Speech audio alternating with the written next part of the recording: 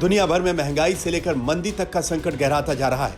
भारत के दोनों पड़ोसी मुल्क चीन और पाकिस्तान के हाल भी इस आर्थिक सुस्ती में बेहाल नजर आ रहे हैं। लेकिन इस मुश्किल हालात के बावजूद भारत की इकोनॉमी इस सुस्ती से बेफिक्र तेज रेस लगा रही है। चीन की अर्थव्यवस्था इस समय कोरोना के प्रहार से त्राही त्राही कर रही है। वहीं पाकिस्तान में तो बिजली से लेकर ईंधन तक का खर्च बचाने की नौबत आ गई है। सरकार की कैबिनेट मीटिंग्स तक सूरज की रोशनी में की जा रही है। IMF प्रमुख क्रिस्टालिना जॉर्जिवा के मुताबिक 2023 में ग्लोबल इकोनॉमी के खस्ता हालात की वजह अमेरिका और यूरोप के साथ ही चीन जैसी अर्थव्यवस्था की सुस्ती रहेगी।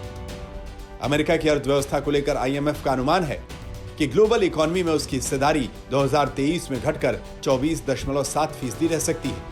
चीन के राष्ट्रपति शी जिनपिंग ने 2022 में 4.4% की विकास दर का अनुमान जताया है, लेकिन ज्यादातर अर्थशास्त्रियों का मानना है कि ग्रोथ रेट 2.7% से 3.3 के बीच ही रहेगी।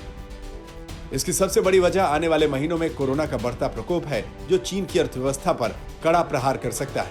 वहीं पाकिस्तान में तो नकदी संकट इतना गहरा गया है कि मॉल, मार्केट सब 8:30 बजे से पहले और बारात घर 10 बजे तक बंद करने के आदेश देने पड़े हैं। इससे देश में 60 अरब रुपए बचाने की कोशिश की जा रही है। इसके अलावा ज्यादा बिजली खाने वाले पंखों और बल्बों के निर्माण पर भी रोक लगा दी गई है। सरकारी इमारतों और दफ्तरों में बिजली के खर्च को 30% तक कम करने के निर्देश दिए गए हैं। पेट्रोल के खर्च को कम करने के लिए कर्मचारियों को वर्क फ्रॉम होम कहा गया है।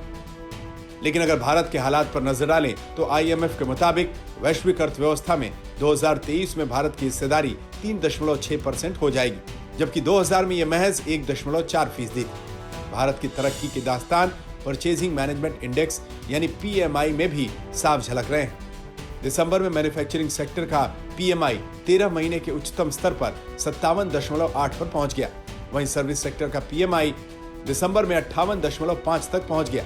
ये दोनों ही आंकड़े नवंबर के मुकाबले तेजी के साथ आगे बढ़े। ऐसे में उम्मीद है कि कोरोना की नई लहर न आने पर भारत की तरक्की इस साल नई ऊंचाई पर पहुंच सकती है।